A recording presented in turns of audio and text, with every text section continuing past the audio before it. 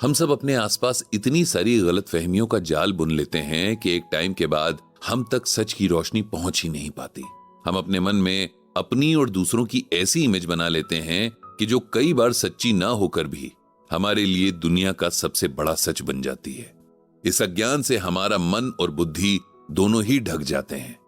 हम इन्हीं झूठों को सच मानते हुए जीते हैं, दुखी होते हैं और अपने लिए शांति और कभी न खत्म होने वाली खुशी को नहीं ढूंढते।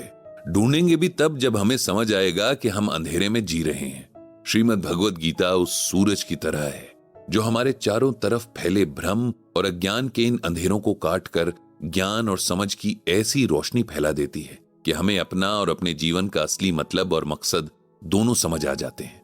जिस तरह सूरज इस धरती पर जीवन का सोर्स है, अगर सूर्य ना हो तो यहां कुछ ही टाइम में सब खत्म हो जाएगा, उसी तरह गीता भी हमारे मन और आत्मा के लिए एनर्जी का सोर्स है। हमारी आत्मा को भी लगातार एक प्योर एनर्जी की जरूरत होती है जो उसे सही रास्ते पर चलने की, खुद को समझने की ताकत दे। इसीलिए हम सबको जितना हो सके श्रीमद् भगवद गीता को पढ़ना और समझना चाहिए। ये लाइंस लिखकर बृजभूषण जी और पंडित जी ने अपने गीता ज्ञान ब्लॉग में आज की पोस्ट को लिखकर खत्म किया। आजकल जबकि इंटरनेट पर पढ़ने वालों के लिए सोशल मीडिया के इतने सारे ऑप्शंस मौजूद हैं, तब भी पंडित जी के गीता ज्ञान ब्लॉग को बहुत सारे लोग न सिर्फ पढ़ते हैं बल्कि एक्टिव डिस्कशंस भी करते हैं। इससे पंडित जी को एक सेटिस्फैक्शन तो मिलता ही है, साथ ही एक बड़ी रिस्पॉन्सिबिलिटी का एहसास भी होता है। इतने सारे लोगों का फेथ टूटना नहीं चाहिए। गीता ज्ञान को खुद समझकर दूसरों को समझाना वैसे भी आसान काम नहीं है। कई बार एक ही श्लोक को बार बार पढ़ना पड़ता है, अलग अलग कॉन्टेक्स्ट में समझना पड़ता है। अभी कुछ दिन पहले ऐसे ही एक टॉपिक पर उनके ब्लॉग में कुछ रीडर्स के बीच काफी बहस हो गई थी, जिसने पंडित जी को यह सोचने पर मजबूर कर दिया था कि चाहे कितनी भी रिसर्च कर लें, कितने ही आसान तरीके में समझाएं, लेकिन आप सबको समझ में आने वाली बात नहीं लिख सकते। ऐसे में अगर आपको पूरा यकीन है कि आपकी कही या लिखी बात गलत नहीं है, तो फिर आपको आगे बढ़ जाना चाहिए। बेवजह की डिबेट्स बस टाइम खराब करती हैं। जहां किसी का एम बस खुद को सही साबित करना हो, वहां कुछ सीखने सिखाने की गुंजाइश बहुत कम होती है। पंडित जी जिस कॉलोनी में रहते हैं, वहां की वेलफेयर एसोसिएशन में भी एक मेंबर ऐसे ही हैं, जिन्हें हर बात में बस अपना पॉइंट आगे रखना होता है। कोई कुछ भी कहे या कहने की कोशिश करे, एक बार जिस बात को उन्होंने मान लिया, उनके लिए वही यूनिवर्सल ट्रूथ बन जाती है और फिर उसे काटने वाले की शामत आ जाती है। इन महाशय का नाम गोपाल है। गोपाल जी किसी यूनिवर्सिटी में प्रोफेसर थे। कुछ साल पहले ही उनकी रिटायरमेंट हुई और अब उनके पास टाइम ही टाइम है। इसीलिए वे कॉलोनी के हर छोटे बड़े काम में पार्टिसिपेट करते रहते हैं, जो कि अच्छा है, लेकिन उनका पार्टिसिपेशन कई बार दूसरों के लिए हेडेक बनकर रह जाता है। ऐसे में जो काम टाइम से और सही ढंग से पूरे होने चाहिए, वे या तो रुक जाते हैं या उनकी क्वालिटी खराब हो जाती है। आजकल कॉलोनी में स्ट्रीट लाइट्स बदली जा रही हैं। पुरानी लाइट्स में से कुछ पूरी तरह खराब हो गई थीं, तो कुछ बीच बीच में बंद हो जाती थीं। एसोसिएशन ने पिछले मंथ की मीटिंग में तय किया था कि अगले महीने के पहले हफ्ते में सभी लाइट्स को बदल दिया जाएगा। सभी जानते थे कि गोपाल जी इस काम में 10 तरह के नुक्स निकालेंगे। इसीलिए सभी मेंबर्स ने तय किया कि उन्हीं को इस काम की सारी रिस्पॉन्सिबिलिटी दे दी जाए, ताकि उनके पास किसी से लड़ने के लिए कोई एक्सक्यूज ही ना रहे। लाइट्स के काम के लिए जितना भी बजट बनाया गया था, वो गोपाल जी को इशू कर दिया गया और सब इस उम्मीद में घर आ गए थे कि अब कम से कम ये काम तो शांति से निपट जाएगा। लेकिन इंसान अपना नेचर इतनी आसानी से कहां छोड़ता है। पहले तो गोपाल जी को बहुत अच्छा लगा कि इतने सारे मेंबर्स ने मिलकर उन्हें ये काम सौंपा है, तो जरूर उनकी कैपेबिलिटी और एक्सपीरियंस को देखकर ही सौंपा होगा। लेकिन जब उन्हें काम करना पड़ा तो इसमें उन्हें एसोसिएशन के मेंबर्स की कामचोरी दिखाई देने लगी।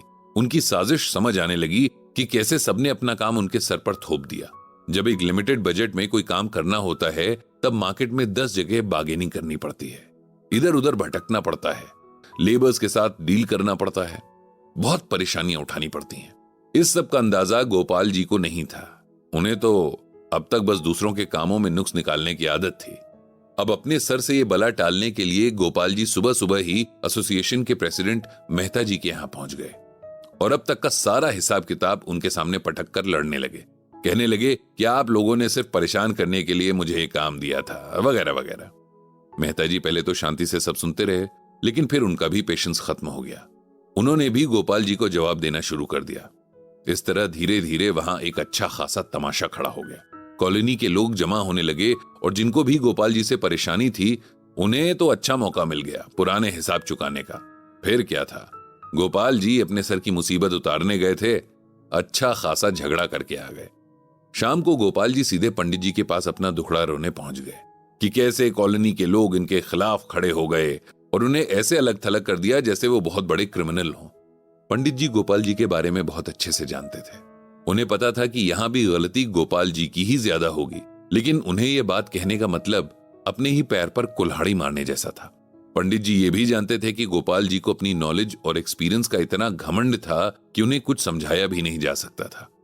जब इंसान ये मानकर चलता है कि उसके जितना ज्ञान किसी को नहीं है, तब वो अपने लिए किसी भी नई बात को सीखने या समझने के सारे रास्ते बंद कर देता है।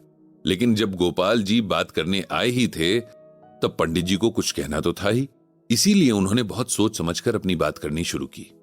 पंडित जी ने कहा कि हम सबको अपने अंदर इतनी सहनशीलता तो रखनी ही चाहिए कि दूसरों की छोटी मोटी गलतियों को माफ कर सकें, दूसरों की जगह खुद को रख कर देख सकें, और फिर भी अगर हमें लगे कि सामने वाले से कुछ ऐसा हो गया है, चाहे जानबूझकर या अनजाने में ही हुआ हो, तब भी अच्छे से अच्छे शब्दों में अपनी बात कहनी चाहिए। ये अच्छे कम्युनिकेशन की निशानी है और ये कोई गॉड गिफ्ट नहीं कि किसी किसी को मिले। ये तो सीखी जा सकने वाली बात है, किसी भी उम्र में कोई भी सीख सकता है। श्रीमद् भगवद गीता में भगवान श्री कृष्ण ने कहा है कि अनुद्वेगकरम वाक्यम सत्यम प्रियहितम चयत स्वाध्याय अभ्यसनम चैव वांग्मयम तप उच्यते। यहां भगवान श्री कृष्ण कहते हैं कि जिनकी बात दूसरों को गुस्सा नहीं दिलाती है, जो मीठी वाणी यानी कि सभी के साथ और रिस्पेक्टेड लैंग्वेज में बात करते हैं, दूसरों की भलाई की बात करते हैं और सच बोलते हैं, उस इंसान के इस गुण को वाणी का तप करना कहते हैं। हम सबके पास खुद को एक्सप्रेस करने का सबसे अच्छा तरीका हमारी वाणी यानी हमारी जबान ही है। हम जिस लहजे में, जिन शब्दों में किसी से बात करते हैं, वो हमारा सबसे बड़ा इंट्रोडक्शन होता है। बातों से ही हमारे रिश्ते बनते और बिगड़ते हैं। इतिहास गवाह है कि कई युद्ध सिर्फ बातों की वजह से ही लड़े गए और बातों की वजह से ही कई लड़ाइयां टल गईं। पंडित जी ने अपनी बात खत्म की और कुछ देर तक चुपचाप गोपाल जी की तरफ देखा। गोपाल जी शायद अभी भी ये समझने की कोशिश कर रहे थे कि पंडित जी उनकी तरफ से बातें कर रहे हैं या कॉलोनी वालों की तरफ से। पंडित जी को भी ब्लॉक पर होने वाली लड़ाइयों की बात याद आ गई, इसीलिए उन्होंने गोपाल जी को आगे कुछ समझाने से बेहतर चुप रहना समझा। चाय पीकर गोपाल जी चुपचाप चले गए। उनके जाने के बाद पंडित जी भगवान श्री कृष्ण से सबको सद्बुद्धि देने की प्रार्थना करते रहे।